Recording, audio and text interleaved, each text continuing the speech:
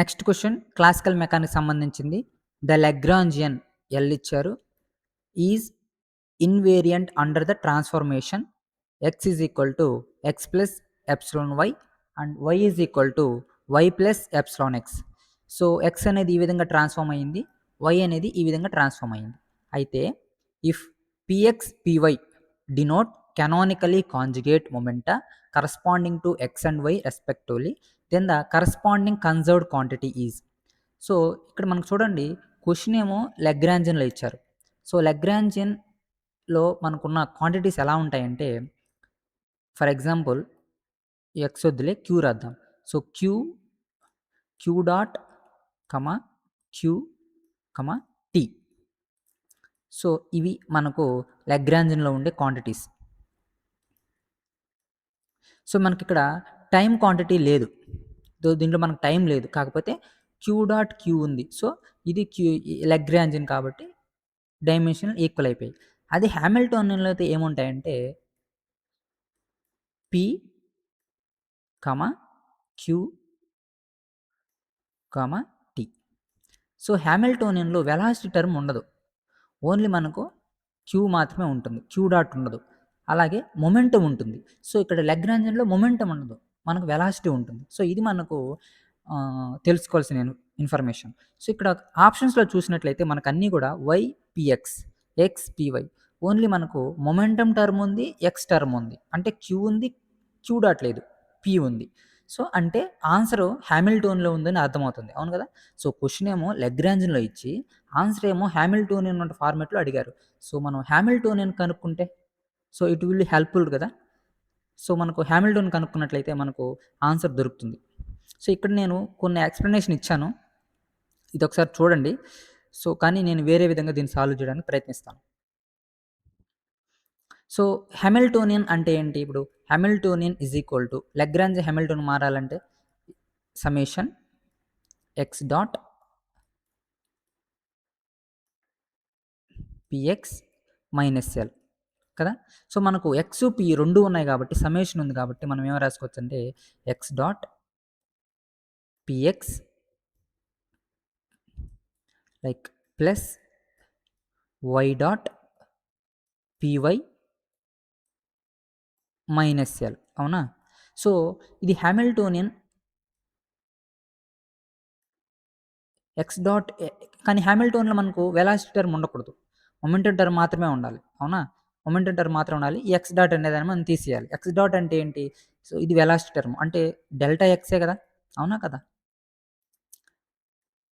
So X dot అంటే velocity term అంటే ఏంటి? సో x2 మైనస్ x1 అంటే వెలాసిటీ డెల్టా ఎక్స్ అని అర్థం. సో వై అంటే ఏంటి? డెల్టా వై అని అర్థం, అంటే చేంజ్ అన్నట్టు. సో ముందున్న దానికి తర్వాత ఉన్న దానికి మధ్యలో ఉన్నటువంటి చేంజ్. సో ఇక్కడ చూడండి, ముందు ఉన్న వాటికి, సో ముందున్న ఎక్స్కి తర్వాత ఉన్న వాటికి చేంజ్ ఏంటి? Epsilon y. ముందున్న వైకి తర్వాత ఉన్న వైకి చేంజ్ ఏంటి?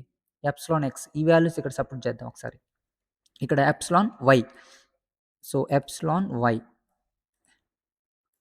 పిఎక్స్, అవునా. తర్వాత ప్లస్ వై డాట్ అంటే డెల్టా వై, తర్వాత చేంజ్ ఏంటి?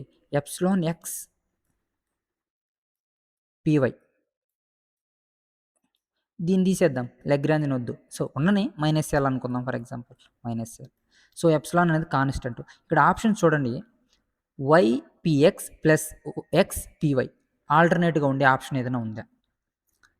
సో మైనసే లేదు మన ఆప్షన్స్లో, సో ఇది కాదు. మైనసే లేదు, సో ఇది కాదు. ఇది చూడండి, X P X Y P Y, so ఇలా లేదు మన ఆప్షను, ఇలా ఉంది. So option 2 Y px plus constant, epsilon అనేది కాన్స్టెంట్, ఎల్ అనేది లాగ్రాంజియన్, అది కూడా మనకు అవసరం లేదు. సో ఓన్లీ కన్వర్షన్ మాత్రం వస్తుంది కాబట్టి Y px plus X P Y. So option 2 is the correct answer, option 2. ఒకసారి ఈ ఎక్స్ప్లెనేషన్ చూడండి. సో దీంట్లో సేమ్ అదే విధంగా ఉంది, కాకపోతే కొద్దిగా నేను వేరే టెక్స్ట్ బుక్ చూసి రెఫర్ చేసి, ఎందుకంటే ట్రిక్ లేకుండా కొద్దిగా ఇన్ఫర్మేటివ్గా రాశాను, ఒకసారి చూడండి. నెక్స్ట్ క్వశ్చన్ స్టాటిస్టికల్ మెకానిక్స్ సంబంధించింది. Consider a 1 dimensional lattice along the X axis with sides labelled by X is equal to. So a particle carrying a charge minus Q can occupy any one of these sides, an electric field of strength E is applied in the positive x direction. The average energy of the particle, ఇది question, average energy of the particle the temperature T is. So ఇదనమాట. So average energy of the particle, so దీనికి మనకు formula తెలిసి ఉండాలి. So average energy of the particle formula వచ్చేసి ఇది minus do by do beta log Z. So Z కావాలంటే ముందు మనం పార్టీషన్ ఫంక్షన్ జెడ్ కనుక్కోవాలి, తర్వాత దీన్ని విత్ రెస్పెక్ట్ టు బీటాతో మనం డిఫరెన్షియేషన్ చేయాలి, తర్వాత మనకు ఆన్సర్ వస్తుంది. ఫస్ట్ మనం ఏం చేయాలి, పార్టీషన్ ఫంక్షన్ కనుక్కోవాలి, దానికి ఇచ్చినటువంటి ఇన్ఫర్మేషన్ని అర్థం చేసుకోవాలి. So E is equal to minus D V by D X. So electric potential and electric field ఈ రెండు మధ్య రిలేషను. సో ఎలక్ట్రిక్ పొటెన్షియల్ ఏంటి, మైనస్ ఈ ఎక్స్. తర్వాత so potential energy of the charge Q dot and electric potential V is U is equal to Q prime V. So Q prime ఎంత మనకి ఎంత ఇచ్చారు, minus Q, కాబట్టి డైరెక్ట్గా minus Q రాసుకున్నాం. So U is equal to minus queue minus EX. So charge అలాగే ఇచ్చినటువంటి potential రెండు రాసుకుంటే యూ వాల్యూ వచ్చింది. ఇక్కడ ఎనర్జీ ఏంటి మనకు, సో ఎక్స్ మనకు ఇచ్చిన డైమెన్షన్లో 0, 1, 2 అలా ఇలా ఇచ్చారనమాట L. So 1, 2, 3 up to L length. So ఒక్కొక్కటి కూడా వేరే లెంత్ వచ్చేసి ఏ, అంటే ఒక్కొక్క ఏరియా లెంత్ వచ్చేసి ఏ. సో మొత్తం ఏమవుతుంది, ఎన్ఏ అవుతుంది. సో ఇప్పుడు ఎనర్జీ ఈఎన్ ఏమవుతుంది, క్యూ ఎనర్జీ ఆల్రెడీ మనకు డిఫైన్ చేసుకున్నాం, క్యూఈఎక్స్ అనేసి. ఆ ఎక్స్ వాల్యూ ఎంత, ఎన్ఏ, ఎందుకంటే ఎక్స్ యాక్సిస్లో కదా ఇచ్చారు స్కేలు. సో ఎన్ఏ, సో దాన్ని సబ్ చేసుకుంటే ఈఎన్. సో ఎనర్జీ ఇవి site N is equal to 0, 1, 2, 3 అయితే ఎనర్జీ ఏమవుతుంది అనేది ఇలా రాసుకున్నాం. సో ఎనర్జీ వచ్చేసి 0 క్యూఈఏ, 2A క్యూఏ, 3 క్యూఈఏ అలా వేరే అవుతూ ఉంటుంది అనమాట. సో ఇలా వేరే అవుతూ ఉంటుంది కాబట్టి సమ్మేషన్ ఏ రాసుకున్నాం. సో మనకు పార్టీషన్ ఫంక్షన్ ఫార్ములా అంటే సమ్మేషన్ ఈ పవర్ మైనస్ బీటా ఈ. సో బీటా వాల్యూ ఇది. సో ఇప్పుడు ఈ సమ్మేషన్ మొత్తం రాసుకుంటే ఇలా ఉంటుంది. సో ఇది ఇప్పుడు ఇది వచ్చేసి ఈ సమ్మేషన్ ఎలా ఉంది, Z is equal to 1 + r + r² + r³ ఇలా ఉందన్నమాట. సో ఇలా ఉన్నప్పుడు మనకు ఫార్ములా ఇది జామెట్రిక్ సిరీస్ అంటాం. సో ఇన్ఫైనైట్ జామెట్రిక్ సిరీస్ ఉంటే ఆ సమ్మేషన్ ఎలా రాసుకోవాలి, 1/1 - r. సో r అనేది అక్కడ ఉన్నటువంటి ఎంత వేరీ అవుతా ఉంది అనేది. సో ఇది E power minus beta Q E A, దాన్ని ఇక్కడ రాసుకున్నాం. సో ఇప్పుడు మనకు పార్టీషన్ ఫంక్షన్ వచ్చేసింది. ఇప్పుడు దీన్ని మనం యావరేజ్ కట్టాలి. So average in the canonical ensemble, ఇది ఫార్ములా. సో ఇప్పుడు దీనికి వచ్చినటువంటి పార్టీషన్ ఫంక్షన్కి మనం విత్ రెస్పెక్ట్ టు బీటాతో డిఫరెన్షియేషన్ చేస్తాం. ఇక్కడ మోస్ట్ ఇంపార్టెంట్ ఏంటంటే డిఫరెన్షియేషన్ చేయగలగడం. సో డిఫరెన్షియేషన్స్, ఇంటిగ్రేషన్స్ ఇవన్నీ కూడా బ్రిడ్జ్ కోర్స్ మనం ఇక్కడ సిఎస్ అనే దీంట్లో మ్యాక్సిమం ఇంటిగ్రేషన్స్, డిఫరెన్షియేషన్స్, లిమిట్స్ ఇవన్నీ కూడా చాలా ఇంపార్టెంట్. ఇవన్నీ 12th స్టాండర్డ్ ప్రాబ్లమ్స్ లాగా వస్తాయి. సో ఇప్పుడు దీనికి డిఫరెన్షియేషన్ చేస్తాం. సో ఇది లాగ్ 1/xగా ఉంది కాబట్టి సో ఎక్స్ ముందు రాసుకొని ముందు దానికి డిఫరెన్షియేషన్ చేస్తాం. తర్వాత ఇవన్నీ డిఫరెన్షియేషన్ చేసిన తర్వాత మనకు వచ్చిన ఫైనల్ ఆన్సర్ ఈక్యూఏ బై ఈ పవర్ బీటా క్యూ ఈఏ -1. ఈ క్యాలిక్యులేషన్స్ మీరే చూసుకోండి ఒకసారి. సో ఫైనల్ ఆన్సర్ వచ్చేసి ఇది. So option 1 is the correct answer. Next question thermodynamics సంబంధించింది. A spherical gaseous ball of radius 15 m was formed with a temperature T is equal to some value ఇచ్చారు 3 × 10⁵ K. The gas expands adiabatically and its temperature drops to. So ఇది ఇచ్చారు. So gamma value కూడా ఇచ్చారు. అయితే the radius of the ball becomes approximately. So ఇనీషియల్గా అంట radius 15తో ఒక ball ఉంది. సో దాంట్లో కొన్ని గ్యాసెస్ పార్టికల్స్ ఉన్నాయి. కాకపోతే ఏమైంది, అది ఎక్స్పాండ్ అయింది. ఎక్స్పాండ్ అయినప్పుడు ఏమవుతుంది, లోపల టెంపరేచర్ ఆటోమేటిక్గా డిక్రీజ్ అవుతుంది. సో డిక్రీజ్ అయినప్పుడు టెంపరేచరు 3 × 10⁵ ఉన్నది 5 × 10⁵ వచ్చేసింది.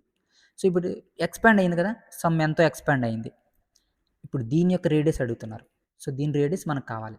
సో మనకు 2 టర్మ్స్ తెలుసు, T1 తెలుసు, T2 తెలుసు, ఒకదాని R1 తెలుసు, R2 తెలియదు, కాకపోతే మనకు గామా తెలుసు. ఇప్పుడు దీన్ని చేసే ముందు మనకు థర్మోడైనమిక్స్లో ఉన్నటువంటి కొన్ని రిలేషన్స్ చూద్దాం. సో నేను మ్యాక్సిమం కవర్ చేశాను థర్మోడైనమిక్స్లో. అంటే ఈ క్వశ్చన్కి సంబంధించి థర్మోడైనమిక్స్లో రిలేటెడ్గా ఉన్నటువంటి ఇది మనకి ఇచ్చిన క్వశ్చన్ వచ్చేసి అడియాబాటిక్ ప్రాసెస్. సో మిగతా 4 ఉన్నాయి కదా, ఐసోథర్మల్, అడియాబాటిక్, ఐసోకోరిక్, ఐసోబారిక్, వీటన్నిటిని కూడా డిస్కస్ చేశాను ఇక్కడ. ఎందుకంటే యూజ్ అవుతాయి కాబట్టి. ఈ క్వశ్చనే కాదు, ఇలాంటి క్వశ్చన్స్ రిలేటెడ్ క్వశ్చన్స్ వచ్చినప్పుడు కూడా మనం దాన్ని చేయగలగాలి. సో ఇప్పుడు ఈ 4టికి so specific heats CV, CP. So CV అంటే ఏంది, molar specific heat at constant volume. CP అంటే molar specific heat at constant pressure. ఈ రెండిటి relation difference is equal to R. R అంటే మీకు తెలుసు constant. So universal gas constant ఇది formula. ఇది కూడా కొన్నిసార్లు చాలా దగ్గర యూజ్ అవుతూ ఉంటుంది. సో ఆర్ వాల్యూ ఇది. ఓకే. ఇప్పుడు gamma is equal to CP by CV. దీన్ని అడియాబాటిక్ ఇండెక్స్ అంటాం. లేదంటే ratio of the specific heats అంటాం. లేదా హీట్ కెపాసిటీ రేషియో అని కూడా అంటాం. సో ఇప్పుడు గామా మనకు ఈ గామా వాల్యూ ఇక్కడ ఇచ్చింది మనకు ఎంత 5/3 అనేసి. సో ఇది ఇప్పుడు ఈ రిలేషను రాసుకున్నాం. దీని నుంచి కొన్ని కన్వర్షన్స్ అన్నిటిని కూడా డిఫైన్ చేశాను. ఇవన్నీ ఒకసారి చూడండి.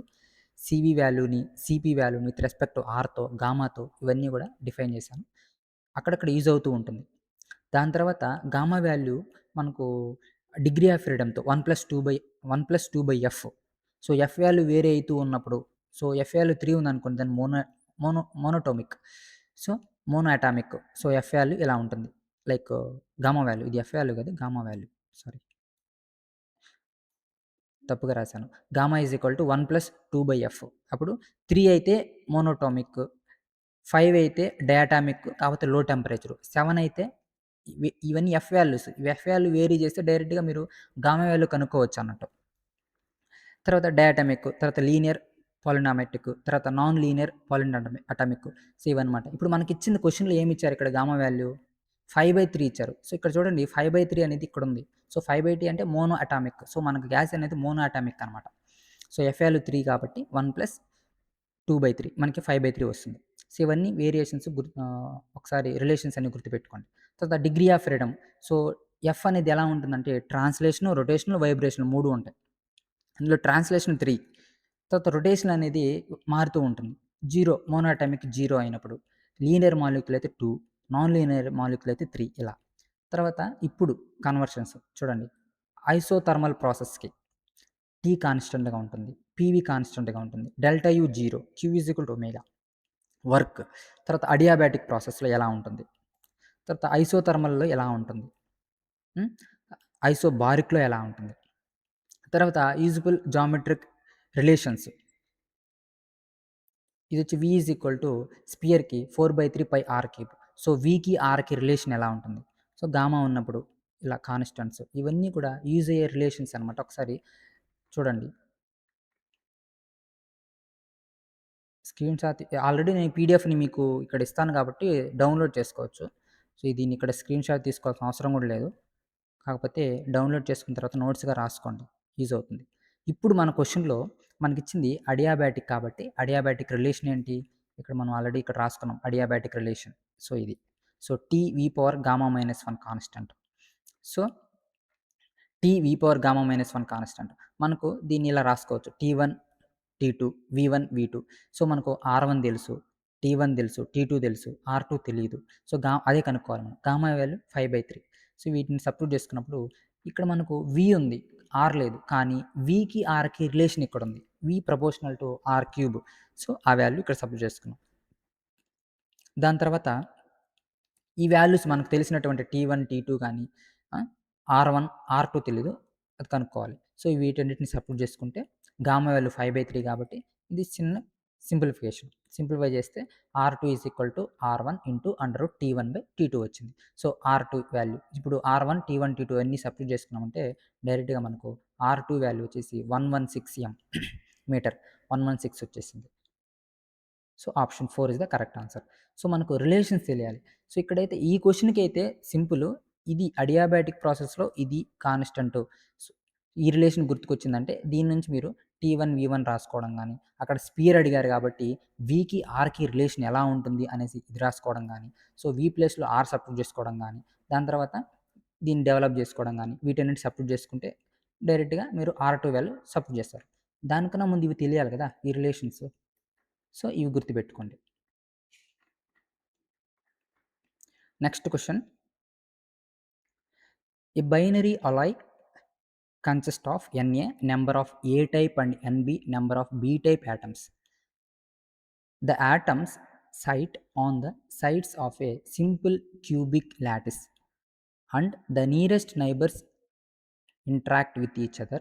Assume the attractive interaction -J between two like neighbors AA. So AA BB ఇలా ఉంటేనంట -J అంట ఏంది ఇంటరాక్షన్ ఎనర్జీ అనేది. అదే ఏబీ ఆపోజిట్ ఉంటే అంటే ఏబీ గానీ, బీఏ గానీ ఇలా అన్‌లైక్ నైబర్స్ గాని ఉంటేనంట ప్లస్ జే అంట. అయితే total number of sides okay. అయితే the average energy of the system at very high temperature. So, మనకు అడిగిందేంటంటే యావరేజ్ ఎనర్జీ అడిగారు. సో, ఇది energy is equal to -J like AB. So, XI, XJ రాసాను. యాక్చువల్‌గా ఇది ఏబీ. అవునా కదా! So, AB. సో, ఏఏ అయితే పాసిబిలిటీ ఎలా ఉంటుంది? సో, టోటల్‌గా మనకు -J రావాలి. -J రావాలంటే ఇది +1, +1. తర్వాత బీబీ -J రావాలి. So, minus, minus. So, already ఇక్కడ మైనస్ కదా ఉంది. -J కాబట్టి ఖచ్చితంగా మైనసే వస్తుంది. తర్వాత ఏబీ అయితే మనకు +J రావాలి. +J రావాలంటే ఇవి పాసిబిలిటీస్. తర్వాత బీఏ ప్లస్ రావాలి కాబట్టి ఇది పాసిబిలిటీస్. ఇప్పుడు ఎక్స్‌పెక్టేషన్ ఆఫ్ ఎక్స్ దీన్నొచ్చేసి మనకు ఎన్ఏ ఉంది, ఎన్బీ ఉంది. కదా! సో, దాన్ని యావరేజ్ గాబట్టి అడిగారు. యావరేజ్ వాల్యూ గాబట్టి by total number of particles N. So, ఒకటొచ్చేసి +1 అయితే ఇంకొకటి -1. సో, +1, -1 యాడ్ చేసుకుంటే బై ఎన్. సో, ఎన్ వచ్చేసి NA plus NB. So, expectation of X NA minus NB by N. So, expectation of XI, XJ దాన్ని రెండిటికి divide చేసుకుంటే xi, ఎక్స్‌జే. So, 2 ఈక్వలే కాబట్టి ఆ రెండిటిని హోల్ స్క్వేర్ రాసుకున్నాం. ఇప్పుడు ఇక్కడ మనకు సింపుల్ క్యూబిక్ లాటిస్ మనకిక్కడ అడిగి చెప్పిందేంటి బైనరీ అలా ఇచ్చేసి క్యూబిక్‌లో అడిగారు చూడు. Simple cubic lattice. క్యూబిక్‌లో ఎన్ని కోఆర్డినేట్ నంబర్స్ ఉంటాయి? 6 ఉంటాయి. అంటే 6 పొజిషన్స్ ఉంటాయి కాబట్టి జెడ్ వాల్యూ 6 అన్నట్టు. ఇప్పుడు total 6n. So each lattice site has a 6 nearest neighbors. So if each bond is counted once from every site, the total number of bonds become 6n అవుతది. So 6n by 2. So 3n. So మనమిప్పుడు మొత్తం average energy total energy కనుక్కోవాలి కాబట్టి expectation of energy is equal to -J NB ఇంతకుముందు కనుక్కున్నటువంటి XI, XJ expectation of this one. So దీన్ని value already మనం define చేసుకున్నాం. ఆల్రెడీ కాలిక్యులేట్ చేసుకున్నాం. దాన్ని ఇక్కడ సబ్స్టిట్యూట్ చేసుకుంటాం. సో ఎక్స్‌పెక్టేషన్ ఆఫ్ ఈ వచ్చేసి average energy, total average energy ఈ వచ్చేసి ఇప్పుడు దీన్ని సింప్లిఫికేషన్ చేసినామంటే -3J NA - NB whole square by N. ఇదొకసారి చూడండి. So option 1 is the correct answer.